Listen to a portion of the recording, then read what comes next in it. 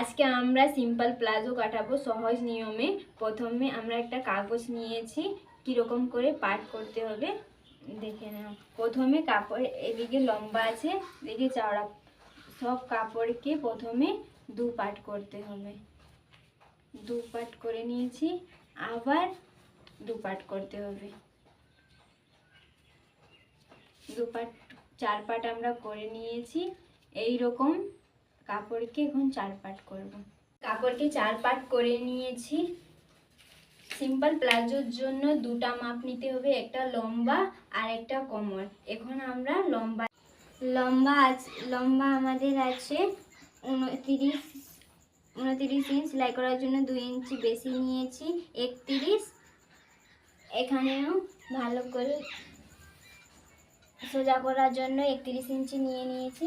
এখানে দাগ দিয়ে দিচ্ছি, এখন কেটে দিব। এটা এক্সট্রা কাপড়।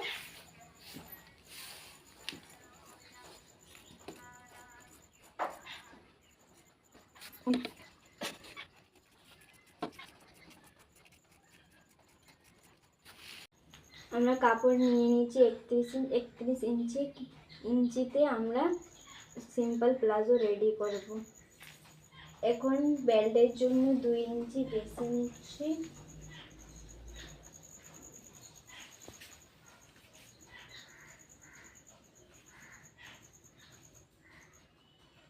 এখানে স্কেল নিয়ে সোজা করে দিব।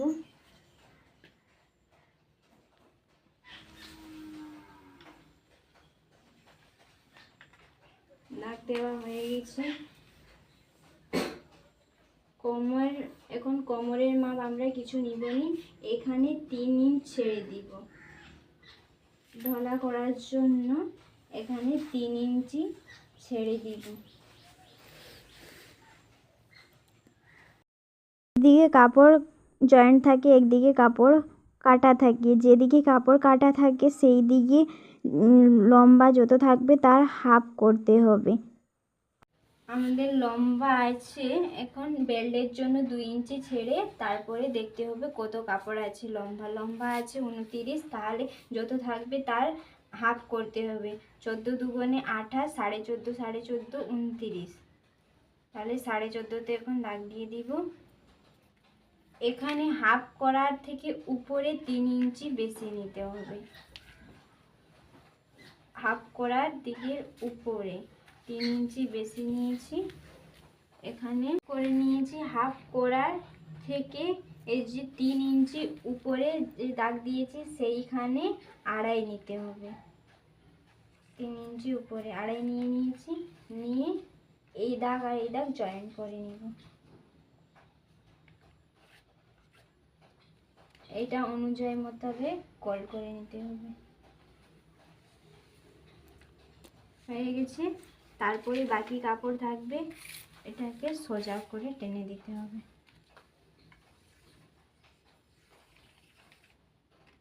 হয়ে গেছে, এখন কাটবো।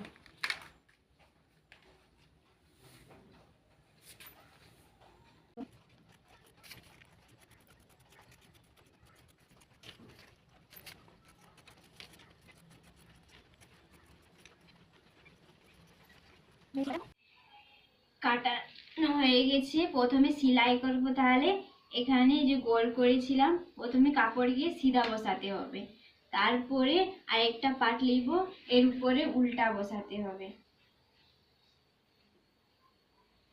এটা উল্টা, এটা সিধা। এই যে গোল রাউন্ড আছে এটা সেলাই করব দুদিকে।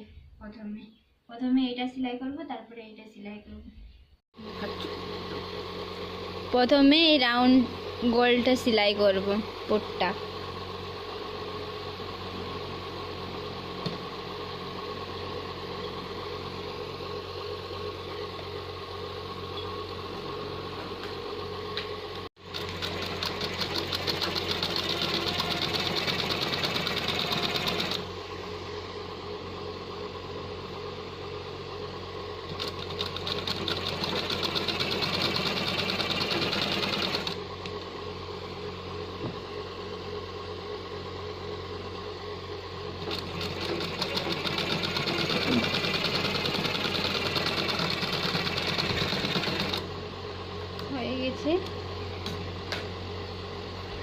এদিকেও জয়েন করে নেব।